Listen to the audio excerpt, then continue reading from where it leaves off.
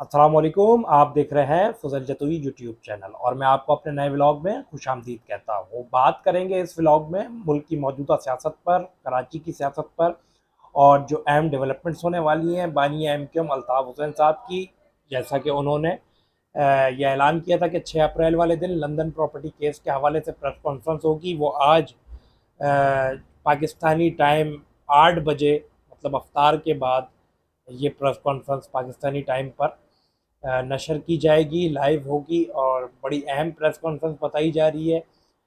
London के कारकुनान मतलब MQM की जो राब्ता कमेटी है उसकी जानिब से, और अल्ताफ़ हुसैन साहब ने भी बड़े इंकशाफात किए हैं, इस पर बात होगी।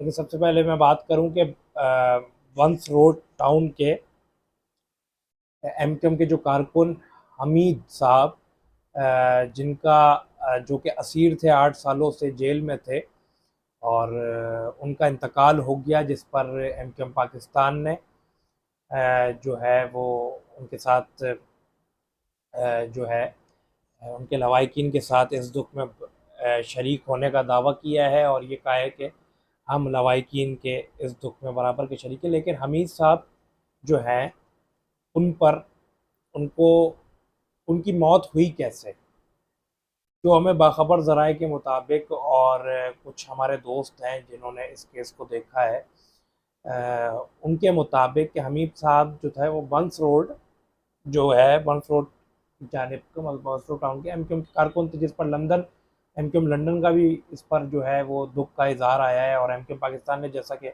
सारे असीरों की जिम्मेदारी ली हुई है, तो 8 सालों से ये असीर थे और इनको उम्र कैद की सज़ा भी सुना दी गई थी, जबकि फिर इन्होंने अपील दायर की थी।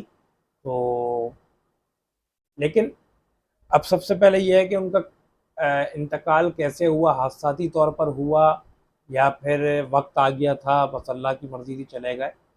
जो उनके बेटे थे फैज़ान, उनके मुताबिक के दरख्वास्त जमा कराई गई थी अदालत में वकला की जानिब से कि मेडिकली ज़मानत दी जाए, क्योंकि अब हमीद साहब इस कंडीशन में नहीं है कि वो जेल में रहें और उनको मेडिकली रिलीफ दिया जाए ताकि वो अस्पताल में अपना इलाज वगैरह के लिए अस्पताल में एडमिट किया जाए। तो मेडिकल रिपोर्ट जो है वो पहले तो नहीं करवाई जा रही थी, और जब इधर उधर हाथ पैर मार के जब मेडिकल रिपोर्ट्स की गई तो मेडिकल रिपोर्ट्स हाई कोर्ट में जमा नहीं करवाई जा रही थी, जिसकी वजह से ताख़ीर हुई तो उनकी हालत बिगड़ती रही। जब हालत बिगड़ती रही तो जब इनको ये अंदाज़ा हुआ कि अब कोई और चारा नहीं है, अब तो लाजमी लेके जाना पड़ेगा, तब जाके इन्होंने मेडिकल रिपोर्ट जो है वो जमा करवाई और सिविल हॉस्पिटल में उनका कुछ ही घंटों में उनका इंतकाल हो गया। ये फैज़ान की जानिब से हमें पता चला। गवर्नर सिंध साहब जो हैं वो हमें शहर के मुख्तलिफ इलाकों में हमें नज़र आ रहे हैं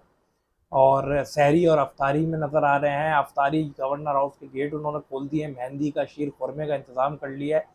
लेकिन गवर्नर साहब जिनके कोटे पर गवर्नर बने हैं और जिस पार्टी ने उनको गवर्नर बनाया है, जिनके कोटे पे वो गवर्नर बने हैं, इतनी तौफीक गवर्नर साहब को नहीं हुई कि वो इस कारकुन के घर चले जाएं। बयान देना आसान होता है, अमली जद्दोजहद करना और बात होती है। बयान तो हर कोई आसानी से दे देता है।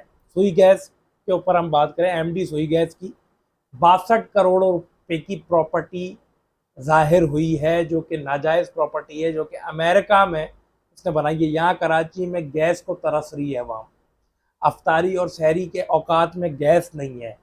वहाँ एमडी साहब 62 करोड़ रुपए की प्रॉपर्टी बनाने में मसरूफ, मतलब वो तो ये एक प्रॉपर्टी जाहिर हुई है, दूसरी प्रॉपर्टी पता नहीं कितनी प्रॉपर्टीज होंगी। एक एमडी सुई गैस का, मैनेजिंग डायरेक्टर सुई गैस का 62 करोड़ रुपए की प्रॉपर्टी। आप लगाने के करप्शन का कितना बाजार गर्म है हमारे मुल्क में। अगर हमारे मुल्क में इदारे अपना काम सही से करें तो खुदा की कसम हमारा शहर बहुत तरक्की करे, हमारा शहर रोशनियों का शहर फिर से बहाल हो जाए। करप्शन उस वक्त भी थी, लेकिन 5 रुपये अगर खाते तो 95 लगाया जाता था। अब 85-90 रुपये खाते हैं, 10 रुपये लगाते हैं। 90 रुपये जब खाओगे आप, 10 रुपये लगाओगे तो वो कहाँ नजर आएगा। आगे बात करते हैं कि जनरल फैज़ हमीद के भाई का करप्शन का केस सामने हमें नज़र आ रहा है, और जो है डीसी से और एसी से इनका रिकॉर्ड पूरा एंटी करप्शन ने मंगवा लिया है और लेना, ये हमें खबरें आ रही हैं कि उनसे कहा है कि हमारे पास कुछ इनके खिलाफ सबूत हैं और इस तरह की फैज़ हमीद। तो ये क्या माइनस इमरान खान फार्मूला है? वहाँ पीडीएम कह रही है कि हम जो है वो इस फैसले को नहीं मानते, अक्सरियत का फैसला माना जाता है, अक़लियत का फैसला नहीं माना जाता। फिर पीडीएम का जो बयान है उसको सपोर्ट बानी एम के अल्ताफ़ हुसैन भी कर रहे हैं। उनका जो हालिया ट्वीट है उसमें उन्होंने एक तरीके से अगर देखा जाए तो पीएमएल-एन का और पीडीएम की सपोर्ट की है। तो क्या अंदर ही अंदर राब्ते चल रहे हैं एमक्यूएम लंदन से? क्योंकि हमारे पास जो खबरें आ रही थी, जो इतलात आ रही थी कि इत्तेहाद भी हो सकता है हकीकी और एमक्यूएम लंदन का एमक्यूएम पाकिस्तान के मुकाबले में, ये दो जमातों का अलायंस बन सकता है। फिर अंदर ही अंदर राब्तों की जब खालिद मकबूल साहब ने और राब्ता कमेटी ने शहबाज शरीफ से ये पूछा भी था कि आप क्या अल्ताफ़ हुसैन के राब्ते में हैं, आप अल्ताफ़ हुसैन को लाना चाहते हैं? तो उन्होंने कहा था नहीं, ऐसी कोई बात नहीं है। तो क्या अंदर ही अंदर राब्ते भी चल रहे हैं बानी एमक्यूएम से या दूसरी काबीना से?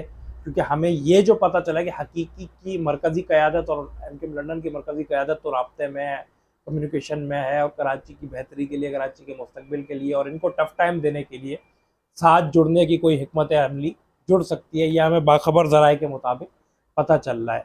तो मौजूदा सियासत अभी जो है वो पर्सनली और जो है वो अना को तस्कीन पहुंचाने वाली सियासत की जा रही है। इमरान खान अपनी ज़िद पर हैं। सुप्रीम कोर्ट ने कह दिया है कि भाई 14 मई से पहले पहले इलेक्शन करवाएं। ये भी कह दिया है कि इलेक्शन कमीशन को पैसे दिए जाएं ताकि वो इलेक्शन वगैरह की जो भी मामलात हैं वो मैनेज कर सके। यहाँ पीडीएम मानने को तैयार नहीं है, क्योंकि पीडीएम को पता है कि अगर अभी पंजाब में इलेक्शन हो गए तो अक्सरियत इमरान खान ले जाएंगे, क्योंकि इमरान खान की एक वेव चल रही है। अभी इमरान खान मजलूम का किरदार अदा कर रहे हैं। जालिम जो है वो मौजूदा हुकूमत हुई हुई है। महंगाई ने जिस तरह से कमर तोड़ दी है, गरीब आवाम तो अब गालियाँ ही दे रही है। दाद रसी करने के लिए कोई तैयार नहीं है गरीब आवाम की। पेट्रोल से लेकर खाने पीने की अशिया की कीमतें में दिन ब दिन जिस तरह से इजाफा होता जा रहा है, तो गरीब आवाम तो मौजूदा हुकूमत से शदीद तंग है। और अगर इस दौरान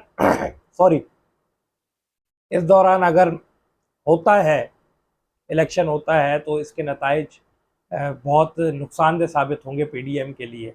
ज़िमनी इंतखाबात पे बात करते हैं। NA-239 के ज़िमनी इंतखाबात हैं, ज़िमनी इलेक्शन है 30 अप्रैल को, जिस पर पीपल्स पार्टी ने और एमक्यूएम पाकिस्तान ने जो है वो कंटेस्ट करने के लिए, मतलब लड़ने का मना कर दिया है, बाइकआउट कर दिया है। पीपल्स पार्टी भी नहीं, जमीयत JUI भी नहीं लड़ रही और जो है वो पीपल्स पार्टी भी नहीं लड़ रही। एमक्यूएम ने भी बाइकआउट कर दिया। एमक्यूएम तो आपको पता है 12 बाइकआउट करती हुई आ रही है। यहाँ से जो लड़ रहे हैं वो पीटीआई तो लेकिन हमें खड़ी हुई नज़र आ रही है। तो क्या ये इलेक्शन होंगे या नहीं होंगे? क्या एमक्यूएम वापस आ जाएगी, इलेक्शन में हिस्सा लेगी?